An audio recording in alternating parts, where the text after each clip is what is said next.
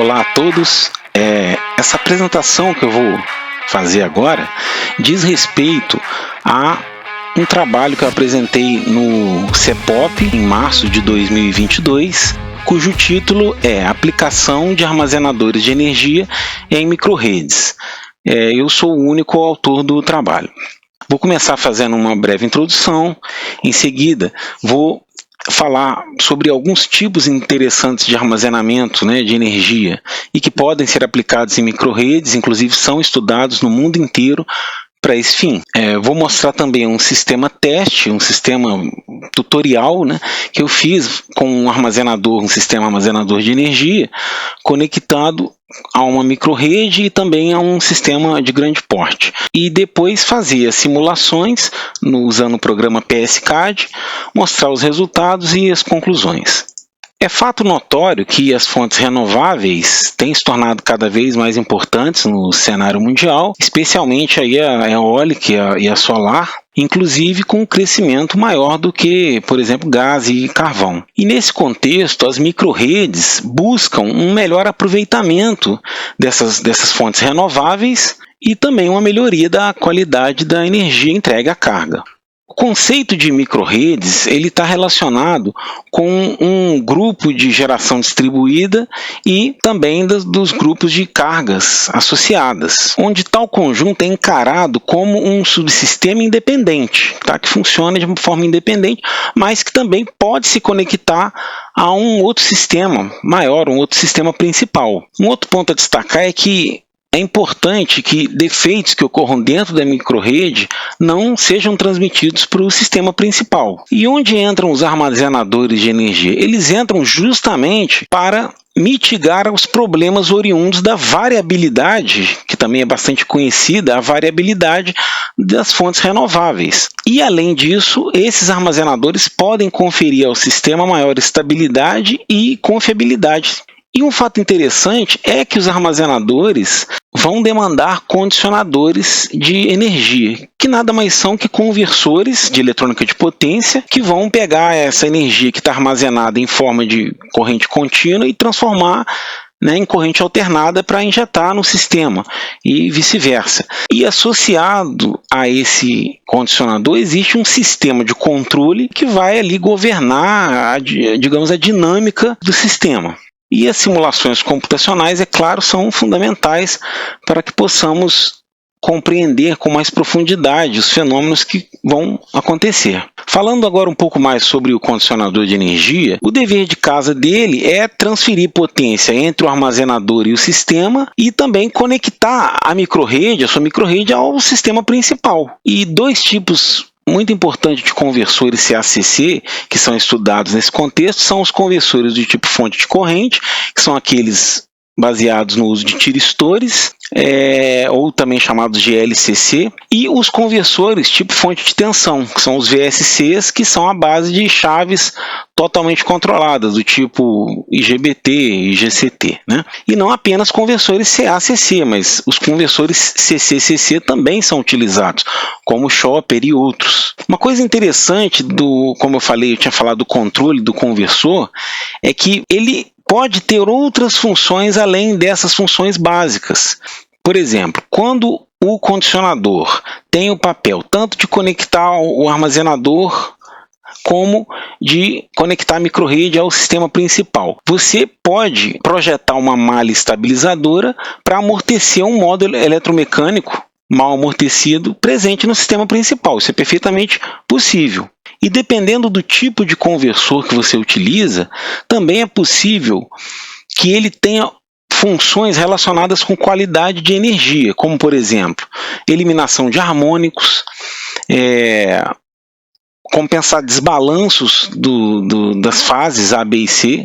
Aí, dependendo do conversor que você esteja utilizando, é possível uma estratégia de sintetizar a inércia, ou inércia virtual, onde o armazenador pode injetar durante alguns instantes energia no sistema de maneira semelhante ao que, por exemplo, uma máquina síncrona que possui uma inércia real faz. Você também com o conversor VSC consegue corrigir fator de potência e outras funções então relacionadas com qualidade de energia que são bastante desejadas. E agora eu vou trazer alguns tipos de armazenadores de energia que podem ser colocados em microredes. As baterias de chumbo ácido, elas no passado eram bastante empregadas, ainda existe muito, né? Devido ao seu baixo custo, mas elas possuem uma vida útil bem limitada, além de baixa eficiência e elementos nocivos ao meio ambiente. Então, houve a necessidade de substituir essas baterias por baterias de íons de lítio, que possuem características melhores quando comparadas com a de chumbo ácido, como maior densidade energética, maior eficiência e uma vida útil geralmente maior. Já as baterias de estado sólido, elas têm sido estudadas e desenvolvidas para melhorar ainda mais as características com relação a íons de lítio, por exemplo, né? Pois com elas você consegue uma maior densidade volumétrica de energia e também maior durabilidade. Só que uma das dificuldades que se tem com essas baterias de estado sólido diz respeito ao acoplamento dos eletrólitos sólidos, acoplamento mecânico mesmo, porque ele pode sofrer pequenas fissuras no processo de carga e descarga e, com isso, danificar, reduzir aí a vida útil. Um segundo tipo de armazenador que eu trago aqui é o armazenamento de energia em bobinas supercondutoras, né, que são sistemas SMES, onde você armazena a energia numa bobina supercondutora, a energia que ia na forma de campo magnético, né? A energia numa bobina é um meio da indutância vezes a corrente ao quadrado. Você vai ter que lidar com um material supercondutor que tem as suas características, ele precisa de estar refrigerado a uma temperatura bastante baixa, fica então imersa essa bobina num sistema criogênico, né, para que a temperatura fique baixa e o material fique no estado supercondutor. E o condicionador, como sempre, vai entrar aqui no meio do processo para quê? Para fazer a conversão da corrente contínua aqui para a corrente alternada aqui para ser utilizada no sistema e vice-versa, e que vai demandar um sistema de controle específico para lidar tanto com a troca de energia quanto com as questões inerentes ao supercondutor.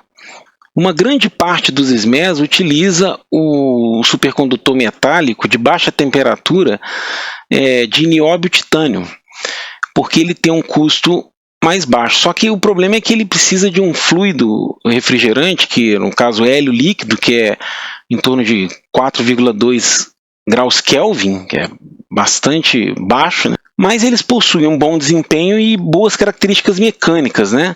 Lembrando que essa bobina vai estar sujeita a elevadas forças de Lorentz ali, né?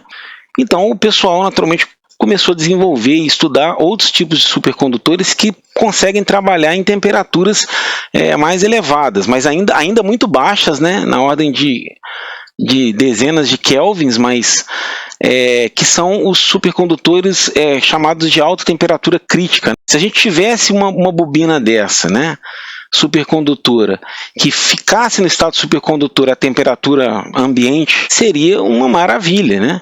Porque você tiraria esse custo aqui. Só que isso é um desafio. Então você tem aí alguns materiais, por exemplo, o óxido de ítrio, bário, cobre, se enquadraria nisso, o óxido de bismuto, estrôncio, cálcio, cobre, diboreto de magnésio, e outros que possuem um custo bem mais alto do que o nióbio titânio, mas que tem um custo do refrigerante mais barato, então acaba compensando. Uma última coisa que eu vou comentar sobre o SMES é que, por ele utilizar tecnologia baseada em supercondutores, existem ainda algumas limitações importantes, né, para tornar de fato viável esse tipo de armazenamento, tá? Mas o pessoal tem aí se dedicado a tentar contornar esses problemas. Uma outra forma de armazenamento bastante promissora e que também existem inúmeros trabalhos científicos a respeito e desenvolvimentos em cima disso, são os supercapacitores, né? Você poderia utilizar, então, supercapacitores como elementos armazenadores de energia lá na sua microrrede, Uma coisa que tem sido muito estudada no emprego de supercapacitores é a utilização dele em conjunto, por exemplo, com um banco de baterias, que é o armazenamento híbrido, né? Onde você teria aí dois tipos, por exemplo, ou dois ou mais, né? Tipos diferentes de armazenamento. E o interessante da configuração híbrida é que, por exemplo, o supercapacitor poderia suprir demandas transitórias do sistema, né? Esse controle desse conversor vai estar ajustado de maneira a que para transitórios mais rápidos, o supercapacitor é que injete a potência. E com isso você poupa ciclos aqui da bateria. Lembra que eu falei da ideia de se fazer uma inércia sintética? Então, aqui com o supercapacitor você pode fazer isso. Você pode utilizar, por exemplo, um conversor aqui VSC, que é do tipo fonte de tensão, e do lado de tensão contínua, você vai colocar então um supercapacitor com uma capacitância C, de maneira que a energia armazenada nesse capacitor, que é um meio de C V2, né, da capacitância vezes a tensão C ao quadrado, de maneira que essa energia seja o suficiente para suprir energia para o sistema durante alguns segundos, que é exatamente o que, por exemplo, uma máquina síncrona, né, faz com a energia armazenada no rotor dela. É porque para uma máquina síncrona, você tem o conceito lá da constante de inércia, que nada mais é do que a energia armazenada na massa em movimento é dividido pela potência da máquina. Então, isso traduz para você quantos segundos ali a máquina conseguiria injetar energia, né, potência real lá no seu sistema. E é possível fazer um conceito análogo, que seria a constante de inércia do conversor VSC, né, que é a energia armazenada no capacitor dividido pela potência aparente aí do conversor. E se você consegue para isso um valor aí entre 1 a 4 segundos, por exemplo, significa que durante esse intervalo de tempo o conversor vai injetar a energia do supercapacitor na rede, né?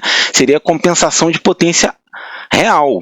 Então, com isso, você consegue sintetizar o comportamento da máquina síncrona, mas sem máquina nenhuma, né? Usando apenas um conversor estático com chaves semicondutores e o supercapacitor, que vai injetar a potência real no sistema. Inclusive, eu até aproveito para comentar que eu tenho falado potência real, vou falar em potência real imaginária, ao invés de falar potência ativa e reativa, que é o que a maioria das pessoas está acostumada. Simplesmente pelo fato de que aqui nesse trabalho eu estou usando a teoria PQ, né, que é a teoria da potência ativa e reativa instantânea. Inclusive, quando você usa a teoria PQ no projeto desse controle, você consegue determinar com precisão o valor dessa capacitância, uma vez que você tem explícito o valor da parcela transitória da potência real.